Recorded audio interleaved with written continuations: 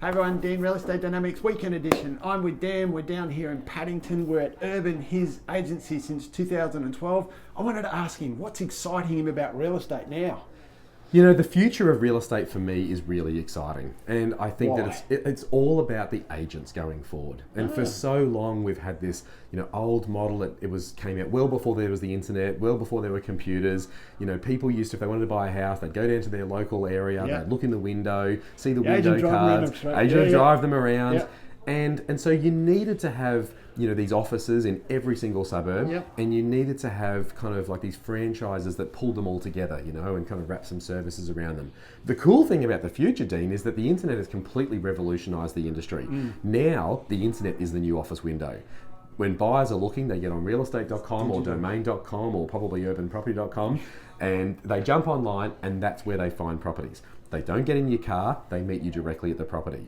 And now with DocuSign and everything like that, if you've got local vendors, you're going to go and see them. If they're not, you can just email the contract to them. And so you just don't need an office in every suburb anymore. And therefore, you really just don't need franchises anymore. What excites me about the industry is that this actually allows real estate agents to step up and come up and work directly for their clients, freelance almost in a way. And that's where the relationship actually exists. And I think that the future of real estate is very much a client and agent direct relationship. So what about robots? What about, AI? What about, virtual reality? All those things. How does that fit within? Yeah, I love this conversation, Dean, because real estate agents are the future of real estate. It's not AI and it's not robots, because when people are dealing with their largest ever transaction, for most people, they want someone to guide them through that process. They want someone to hold their hand. I agree with that. They 100%. want someone to give them advice. If I meet a vendor, I will go out, I'll show them there's only two reasons why any property won't sell, and that's price and presentation. And so rather than focusing on price, let's focus on presentation. And so we can actually focus on presentation, show them how to present the property, what's the first impression from the street, how does it look, what do you need to paint, how do you need to decorate, what should you take out, what should you rearrange. You do all of that right, price will take care of itself, because it'll look great, it'll get a lot of competition, and price will take care of itself.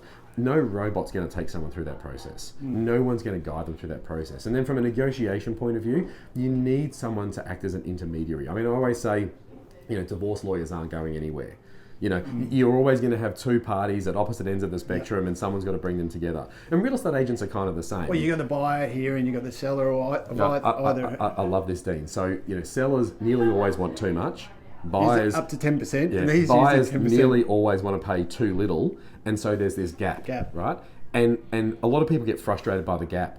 Celebrate the gap, because that gap is our industry. That is why we have an industry. If houses just had a value... Another very valid point. If houses just had a value and buyers were just happy to pay it... I buy stuff out of the States and bang, bang, bang. That'd work. But, sellers nearly always want... they want to maximise the value. And fair enough. And fair enough. And buyers want to get the best possible deal at the time. Yeah. And so there's nearly always a gap. There's a dance to play. There's a dance to, and we bring that gap together. Yeah. And so I actually celebrate the gap, because if it wasn't for that gap, we wouldn't have an industry. And that's why we'll always have an industry. Yeah, and I think on a summary of that tech will never take over place of touch. That the touch of what we're doing, the face-to-face, is really important. The touch, hey. Cheers.